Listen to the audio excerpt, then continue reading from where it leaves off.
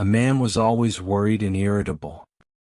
He was deeply troubled by the fact that he had to bear all the household expenses, and the entire responsibility of the family rested on his shoulders. On top of that, one relative or another would keep visiting their home.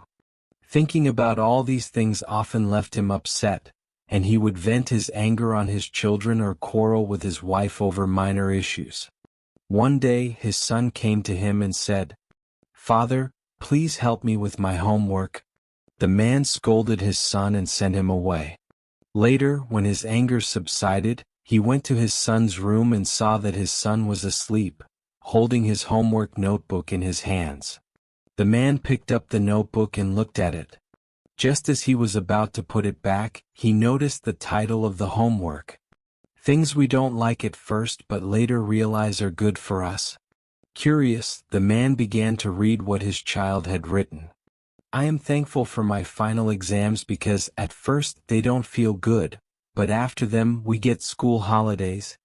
I am thankful for medicines that taste bitter because at first they seem unpleasant but they cure my illness. I am also thankful for the alarm clock that irritates me but wakes me up every morning and reminds me that I am alive.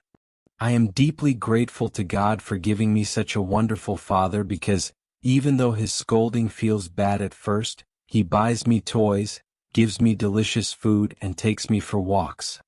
When the father read his son's homework, the words written by his child echoed in his mind repeatedly. The man felt a realization. He sat down for a while and started reflecting on his troubles. "I have to bear all the household expenses, which means I have a home. By the grace of God, I am better off than those who don't even have a roof over their heads. I have to take responsibility for my entire family, which means I have a family, a wife and children. By the grace of God, I am more fortunate than those who are alone in this world. My friends and relatives keep coming and going, which means I have a social status and people who share in my joys and sorrows. Oh God, thank you so much for everything. I am so sorry that I failed to recognize your blessings." As soon as he thought about all this, his worries and troubles disappeared. His perspective changed. He ran to his son's room, kissed him on the forehead and thanked both his son and God. Similarly, in our lives, the problems we face will continue to bother us as long as we view them negatively. But the moment we start looking at the same situations with a positive perspective, our outlook will change and so will our way of living. Life is all about perspective and how you choose to see things. In the end, you need to zoom out and see the bigger picture. While you may not always have control over your situation, you always have the choice of how you view it. I hope you gain some value from this story.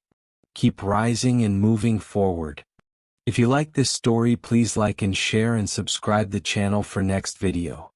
See you in next video. Stay happy.